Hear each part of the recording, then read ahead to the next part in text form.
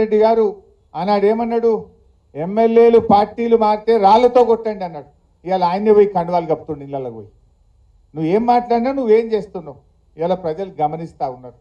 ఇవాళ రుణమాఫీ విషయంలో కూడా ఏం చేసిండ్రు, కోతలు పెట్టే కార్యక్రమం చేసిండ్రు.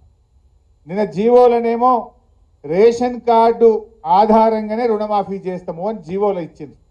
అంటే రేషన్ కార్డు ఆధారంగా కుటుంబాన్ని గుర్తిస్తాం, కుటుంబానికి ఒక రుణమాఫీ చేస్తాము అని చెప్పి జీవోలో ఇచ్చింది.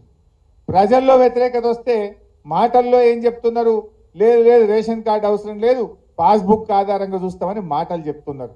మాటలు నడవాయి కదా, నీ జీవో మార్చు.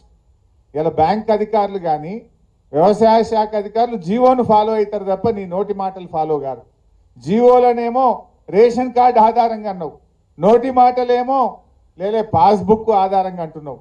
ఇప్పుడు అప్పిచ్చేటప్పుడు నీ రేషన్ కార్డు ఉందా లేదా అని అడగలే, పాస్బుక్ ఉందా లేదా అని చూసి అప్పిచ్చింది. ఆ పాస్బుక్ ఆధారంగా రుణమాఫీ జరగాలి. నీ జీవోలో ఉన్నటువంటి జీవోను మార్చండి. జీవోను మార్చి రేషన్ కార్డుతో కుటుంబంతో సంబంధం లేదు, పాస్బుక్ ఆధారంగా రుణమాఫీ చేస్తామని మీ నోటి మాటగా చెప్పిన మాటలు మార్చిన కొత్త జీవోలో వచ్చినప్పుడే మీరు నిజంగా రైతులకు మేలు చేసినట్టు, నిజంగా మీరు చెప్పిన మాటలు నిజమైనట్టు. మాటల్లో తీరుగున్నాయి, జీవోలు ఇంకో తీరుగా ఉన్నాయి. పిఎం కిసాన్ నిబంధనలు అమలు చేస్తాను. ఎందుకు పిఎం కిసాన్ నిబంధనలు? నిజంగా ప్రతి రైతుకు, ప్రతి పేద రైతుకు నువ్వు సాయం చేసేది ఉంటే పిఎం కిసాన్ నిబంధనలు ఎందుకు? గతంలో కేసీఆర్ గారు రుణమాఫీ చేసినప్పుడు పిఎం కిసాన్ నిబంధనలు పెట్టలే, రేషన్ కార్డు నిబంధనలు పెట్టలే. ఈ అప్పుడు లేని నిబంధనలు ఇప్పుడు ఎందుకు? అంటే నువ్వు మాటలు ఎక్కువ చెప్పినావు, ఇవాళ కోతలు పెట్టే కార్యక్రమం చేస్తున్నావు. ఇవాళ రైతులకు మోసం చేస్తూ ఉన్నారు. ఆ రోజు ఏం చెప్పిండ్రు, వడ్లకు బోనస్ అన్నాడు. కాగితం జీవో వచ్చే వరకు సన్నాలకే బోనస్ అంటుండు. అంటే రూపాయిలో 10 పైసలే సన్నాలు ఉంటాయి, 90 పైసలు దొడ్డు రకం వడ్లే ఉంటాయి. అంటే 90% రైతులకు నువ్వు బోనస్ ఎగ్గొట్టినావు. ఇవాళ రుణమాఫీలో కూడా పిఎం కిసాన్ నిబంధనలు పెట్టి, రేషన్ కార్డు నిబంధనలు పెట్టి సగం మంది రైతులను ఎగ్గొట్టేటువంటి ప్రయత్నం చేస్తూ ఉన్నావు.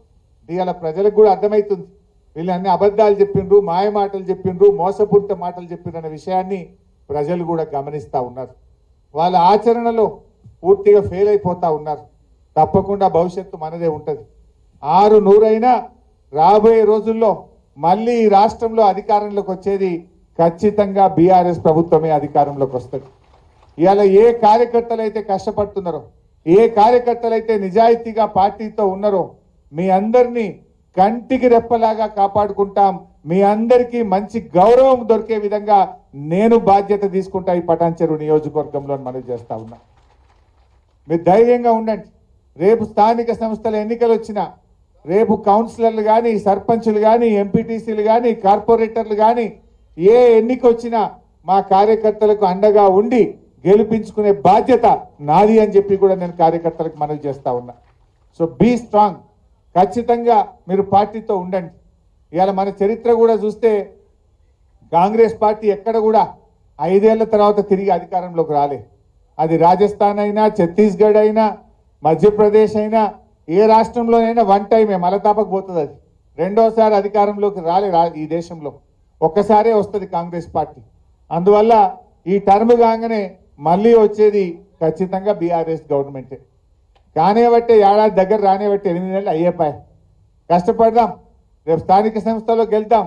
కానీ భవిష్యత్తులో కూడా ఎట్టి పరిస్థితుల్లో పార్టీగా మనం ఏమైందంటే వాస్తవానికి ఎంతసేపు డెవలప్మెంట్ మీదనే పనిచేసినాం.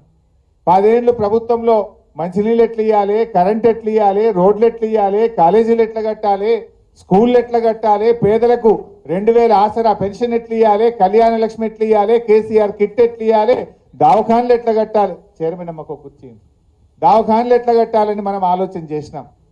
కానీ కొన్ని చిన్న పొరపాట్లు జరిగినాయి. ఇంకా కొద్దిగా కార్యకర్తల గురించి ఆలోచించేది ఉండే, కార్యకర్తల సంక్షేమం గురించి పార్టీ దృష్టి పెట్టేది ఉండే. తప్పకుండా రాబోయే రోజుల్లో కార్యకర్తల సంక్షేమం మీద, నాయకత్వం మీద ప్రత్యేకమైన దృష్టి పెడతాం. ఈ కష్టమైన క్లిష్టమైన సమయంలో పార్టీకి అండగా నిలబడ్డ కార్యకర్తల్ని తప్పకుండా మిమ్మల్ని పువ్వుల్లో పెట్టి కాపాడుకుంటాం. రేపు ఏ అవకాశాలు వచ్చినా మీకే అందిస్తాం. మీ ద్వారానే రేపు పార్టీ ప్రభుత్వం కూడా రాబోయే రోజుల్లో నడుస్తుంది. ఇవాళ ఇది కొద్ది సమయం మాత్రమే. మనము కొద్ది రోజులైతే కాంగ్రెస్ వాళ్ళు ఊర్లలో తిరగని పరిస్థితి వస్తుంది. తులం బంగారం ఇవ్వకపోతే అక్కజేళ్ళలు ఇడిచిపెట్టారా? మహిళలకు 2500 ఇవ్వకపోతే అక్కజేళ్ళలు ఇడిచిపెట్టారా? ఎన్ని చెప్పారు మీరు? ఏడైనాయి? ఇలా 6 గ్యారంటీల్లో ఒక్కటన్నా అయిందా? 6 గ్యారంటీల్లో ఎన్ని చెప్పిండ్రు? 4000 పింఛన్ అవ్వాతాతలకు ఇస్తామన్నారు, వచ్చిందా? రాలే. 2500 మహిళలకు వచ్చిందా? రాలే. అదేవిధంగా రైతు భరోసా 7500 ఇస్తామన్నారు, వచ్చిందా? రాలే. పేదలకు 5 లక్షలు ఇచ్చి ఇండ్లు ఇస్తాం ప్రతి ఒక్కరికన్నారు, వచ్చిందా? ఒక్కరికన్నా ఇండ్లు రాలే. విద్యార్థులకు 5 లక్షల భరోసా కార్డు అన్నారు, వచ్చిందా? ఆడపిల్లలకు స్కూటీలు అన్నారు, వచ్చిందా? తులం బంగారం వచ్చిందా? ఏది రాలే. రేపు ఎన్ని రోజులు నడుపుతారు? మా అంటే 6 నెలలు, ఏడాది గడుపుతారు. ఏడాది తర్వాత జనం విడిచిపెడతారా? ఏ ముఖం పెట్టుకుని ప్రజలకు వస్తారు? మీరు ఇచ్చిన హామీ ఒక్కటన్నా సరిగ్గా అమలు చేసిండ్రా? ఏ ఒక్కటి జరిగింది? బస్సు తప్ప అంత తుస్సే, అంత తుస్సే. ఆ బస్సులు అన్ని లొలులే. అది తప్ప మీరు చేసింది ఏంటని నేను అడుగుతా ఉన్నా. ఇలా ప్రజలు గమనిస్తూ ఉన్నారు. ఆ కళ్యాణ లక్ష్మి చెక్కులు కూడా 7 నెలలే రాక, గ్రామ పంచాయతీలో పనిచేసే పారిశుద్ధ్య కార్మికులకు 8 నెలలే జీతాలు రాక పరిశాన్ అవుతున్నారు వాళ్ళంతా. 7 నెలల నుంచి కళ్యాణ లక్ష్మి చెక్కులు, ఈ గవర్నమెంట్ వచ్చినప్పటి నుంచి చెక్కులు రాని పరిస్థితి, ఇలా ఆగిపోయినటువంటి పరిస్థితి కనబడుతుంది.